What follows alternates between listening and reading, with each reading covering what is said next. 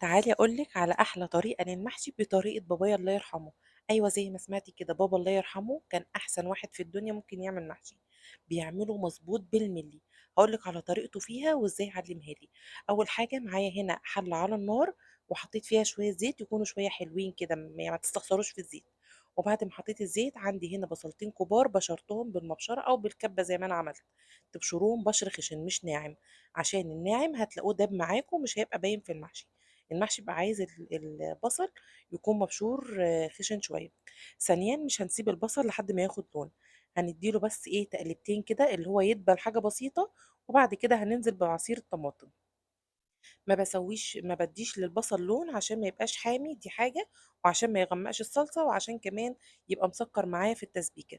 بعد ما حطيت الطماطم زي ما انتوا شايفين كده، حطيت عليها حوالي معلقه او معلقتين من الصلصه، ودي اختياري لو مش عايزه تضيفيها عادي. سيب بقى التسبيكة على النار وتعالوا اقول لكم هعمل البطة ازاي وتطلع معاكم باحسن طريقة واحسن طعم. بجيب البطة زي ما انتم شايفين كده، غسلتها ونضفتها كويس جدا، وعندي هنا بصلاية مبشورة وعليها ملح وفلفل. وبعدين بدعك بيها البطاية زي ما انتم شايفين كده من بره ومن جوه. ودي احسن طريقة ممكن تعملوا بيها البط. ليه؟ لان البصل بيدي تسكيرة حلوة جدا جدا لاي حاجة انتوا بتعملوها، سواء كانت البط او الفراخ او الحاجات دي كلها. دايما حاولوا ان انتوا تحطوا معاها بصلة مبشورة، لو مش هتدعكوها فيها ممكن كمان تحطوها في الشوربة مباشر. جبت بقى معايا الحلة على النار، حطيت فيها معلقة من السمنة البلدي. وبعد كده هنزل في الحلة بعد ما حطيت السمنة والسمنة ساحت، حطيت 4 فصوص من الحبهان، وشوية من الفلفل الأسود الحب، وورقتين 3 لورا. خلاص زي ما انتم شايفين كده. وهسيبهم في السمنة بس ثواني لحد ما يطلع الريحة بتاعتهم. وبعد كده هقوم جايبة البطة بتاعتي، احنا خلاص دعكنا بالملح والفلفل والبصلة، فممكن ما نحطش بصل عادي. انا هكتفي بالبصلاية اللي انا دعكت بيها البطاية، ومش هزود معاها بصل. خلاص نزلت بقى بالبطاية كده زي ما انتم شايفين. وبعدين حطيت عليها باقي البصل اللي احنا دعكينه فيها بالشكل ده كده. هسيبها بس لحد ما تاخد لون، وبعد كده ايه، تاخد لون خفيف كده. وبعد كده هقلبها على الناحية التانية. هنا الصلصة بتاعتي كانت بدأت تتسبك، انا مش بغطيها قوي عشان تتسبك اسرع، وبهدي عليها النار عشان كمان ما تتحرقش مني وتديني احسن طعم. بعد ما خلاص شوحت البطة حطيت عليها المية. المية تكون عند المسمار اللي تحت في حلة الضغط، عشان الحله تضغط معاكي، وكمان لما تيجي تفتحيها ما تغرقلكيش الدنيا. لما تشيلي الصفاره بتاعتها لو انت ملياها زياده هتلاقيها طرطشت وبهدلت الدنيا خالص. هنا بقى انا عندي ربطه من الشبت والكزبره، غسلتهم وصفيتهم كويس. وبعد كده هبدأ ان انا اقطعهم صغير بالشكل اللي انتوا شايفينه ده كده. خلاص. عندي هنا بقى كمان رز مصري انا غسلته، حطيت كوبايتين من الرز غسلتهم كويس. وبعد كده صفيتهم بالمصفى زي ما انتوا شايفين كده. وهجيب بقى الصلصه بتاعت اللي احنا عملناها، وهبدأ ان انا اخد منها بالتدريج كده. الصلصه انا ما بضيفش عليها اي توابل عشان انا دايما بعملها بزياده، وعشان لما تبقى معايا حاجه اقدر ان انا استخدمها بعد كده في اي طبخه تانية، ما تبقاش محكومه ان انا استخدمها في المحشي بس. حطيت زي ما انتم شايفين كده التوابل بتاعتي، ملح وفلفل اسود وشطه وكمون، مش اكتر من كده. ما بحطش بهارات اكتر من كده، وصدقوني والله هيطلع احلى طعم محشي ممكن تاكلوه. حطيت الصلصه زي ما انتم شايفين، وبعد كده هبدا ان انا اقلب فيه، وهشوفه لو هو محتاج صلصه هزود كمان شويه من الصلصه. خلاص كده بالشكل ده.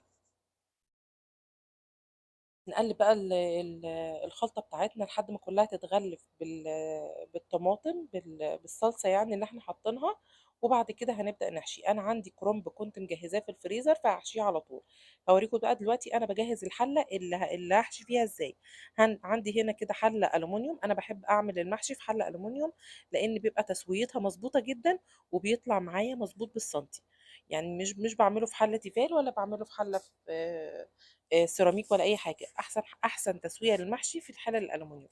حطيت كده العنقود بتاع الشبت والكزبره اللي احنا قطعناهم، ما برميهوش ولا حاجه، بحطه في ارضيه الحله كده. وبعد كده بجيب طماطمايه وبصلايه وواحده فلفل، وبقطعهم حلقات وبرصهم بالشكل ده كده. بيدي نكهه حلوه جدا للمحشي، دي حاجه. والحاجه التانيه انه بيمنعه ان هو يتحرق، لان الخضار ده بينزل ميه.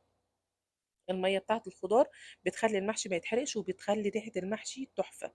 هنا ده كيس كرنب انا كنت مطلعاه من الفريزر، انا ببقى سلقاه ومقطعاه حلقات بالشكل ده كده. ووقت ما باجي الف المحشي بقطعه زي ما انتم شايفين كده. باقطّعه على قد الورقة اللي أنا هالفّها وبارصّهم كده وبابدأ إن أنا ألِفّه. لَف المحشي باحُط المحشي في النُص وبابدأ إن أنا ألِفّه، أعصُر المحشيّاية كويس عشان ما تفُكِّش معايا بالشكل اللي أنتم شايفينه ده.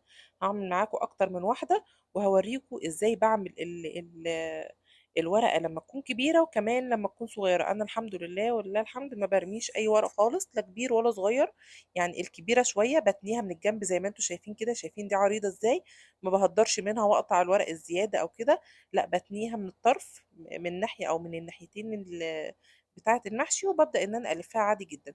لو الورقة مضبوطة وحجمها مضبوط بالفّها زي ما أنتم شايفين كده بكل سهولة، ولو الورقة صغيّرة زي ما هاوريكم برضه دلوقتي هالفّها هتشوفوا بالفّها إزاي. شايفين دي كده كبيرة بالفّها من الجنب كده زي ما تكونوا بتلفّوا ورق العنب وبتلمّوه من الجنب، لأ أنا هنا بالفّها من جنب واحد أو من جنبين على حسب الورقة كبيرة والّا صغيّرة. دي شايفين ورقة صغيّرة جدًا على قد عقلتين، يعني أنا باوريكم طولها قد إيه، صغنّنة خالص، ومع ذلك برضه بالفّها. هنا بعد ما خلاص لفّيت المحشي والشوربة بتاعتي خلصت، حطيت عليها شوية من الكمون، وحطيت عليها كمان شوية من مرقة الدجاج البودر ومعلقة من الصلصة. معلقة الصلصة دي بتخلّي المحشي حلو جدًا، بتخلّيه لونه أحمر كده وجميل خالص. وبعد كده بابدأ إن أنا أهِز الحلة بالشكل ده كده يمين وشمال واهبدها في الرخامة كده، أشيلها واهبدها لتحت عشان أتأكد إن المَيّة نزلت في كل المحشي. وبعد كده باحطه على النار ودي الخطوة الأهم، شايفين ما شاء الله مش لازق ولا أي حاجة، باحطه على النار لمدة ساعة.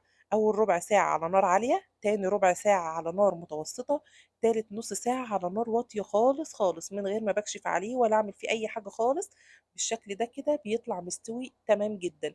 هنا البطة بتاعتي كانت استوت، دهنتها بسمنة بلدي وحطيتها تحت الشواية في الفرن لحد ما أخدت اللون الجميل ده، ودي أحلى محشي ممكن تعملوه. أتمنى إن شاء الله إن أنتم تجربوه ويعجبكم وتدعوا لبابا بالرحمة، ويالّا سلام عليكم.